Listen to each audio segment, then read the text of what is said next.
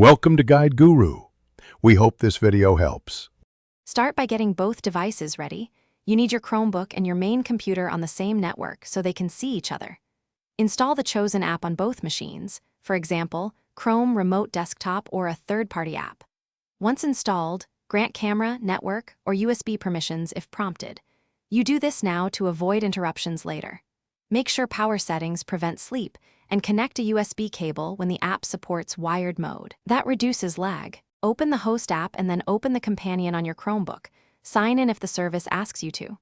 On the host, find the session and choose the option to extend the desktop rather than mirror, because extend gives you extra workspace. Next, set resolution and frame rate. Pick a lower resolution for smoother motion if your network is slow. If you have the USB option, switch to wired mode now. It reduces latency significantly compared to wireless. Now place the Chromebook display where you want it in System Display Settings and set the primary monitor if needed. This ensures correct taskbar and full screen behavior. Test dragging windows across, confirm audio output routing, and tweak mouse scaling so cursor speed feels consistent. If performance is poor, restart the display app on both devices, update graphics drivers on the host, try a different USB port, or switch to 5 GHz Wi-Fi. These steps Thanks for watching.